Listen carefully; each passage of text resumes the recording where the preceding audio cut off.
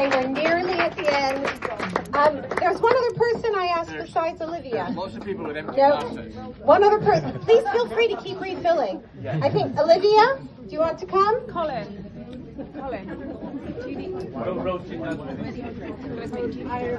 I'm good to, yeah. Right, so Olivia, living firsthand. Oh, no. Oh, yes. Oh, yes. Oh, no. Olivia, make it good. Let's go with her. So, my parents have shaped the person that I am today in so many wonderful ways. My father, for example, shared his love of musicals with me from such a young age, opening up the world of theater to me. He would take me to see shows, nurturing this love, and through careful determination of which seats were theater no-shows, by the time the lights went out, we'd start at row G, and by act 2, we'd have front row seats. I am so grateful for all of that. That being said, I am simultaneously grateful that aside from show tunes, I didn't inherit your other taste in music. I know that what you may all be thinking, you've all had a wee boogie with my dad. He's got a great taste in music, but I have actually seen him Shazam the royalty-free stock music from Love Island before. That being said, I do have a soft spot for trashy TV like Love Island and Dance Moms, and watching those shows with my father fostered a deeply embarrassing love for trashy reality TV. And for that, Dad, I truly don't think I will ever forgive you. My favorite thing, however, that my dad and I have bonded over, starting from a very early age, was our shared love of skiing.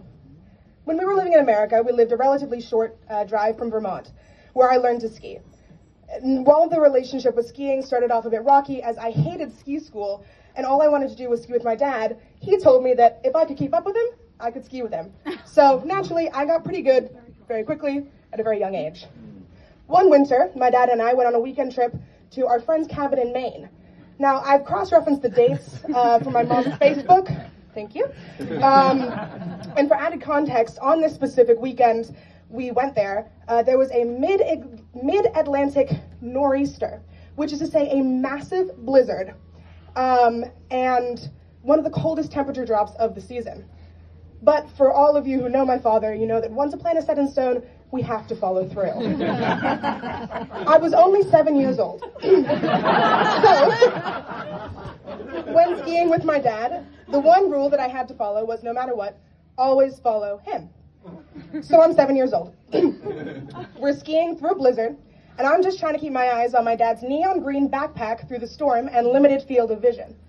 At this point, he sees someone take an off-piste trail through the trees. And not knowing where this could lead us, he follows this person, and I dutifully follow along after him, as I'm supposed to. And it's at this point, from the recollection of my 7-year-old self, well, my 7-year-old about to be concussed self, that I follow my father off a small cliff.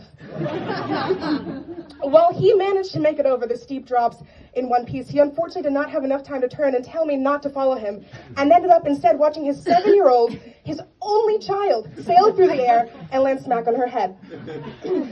I was quickly rushed down the mountain to the medic tent, as my dad managed to flag down some nearby mountain patrol. Once down in the medic tent, as they were checking me out, they took my ski boots off. This is when we found out I was about half an hour from frostbite and the potential of losing toes. Now, I see two ways of looking at this. Thank God I got a concussion. I've got 10 toes, my balance has never been better, and I got to eat ice cream in this week of school. No losses. Or maybe this is a lesson. That as it turns out, when your 7-year-old is telling you for hours, Dad, I can't feel my toes, you probably shouldn't ignore her and reply, oh, just one more run. Because let's face it, it was never just one more run, as I'm sure anyone who's ever been cycling with my dad is all through it. That's just some food for thought. Now, I don't want you to get the wrong idea from this story. My dad not only instilled in me a sense of adventure, but whether it was learning how to ride a bike or ski down a mountain, he's always taught me the importance of getting back up when I fell. There was no question about it, which is why even mere hours after this specific incident, en route to the hospital where my mother was waiting for me, he saw a sale sign on a random outlet off the highway. Naturally, his first thought was to pull over. I, 7 years old, concussed and having just mistaken him for my mother, was left in the back of the car.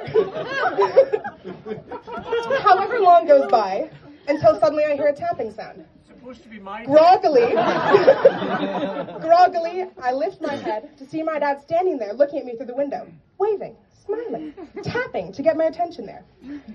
He's standing there holding a brand new pair of skis, trying to make me feel better. So I gave him a thumbs up and You got your skis. I got my skis, and months later I was back on the slopes. Yeah. So, it's all a happy That's ending. a round of applause. Happy birthday. I am welcome.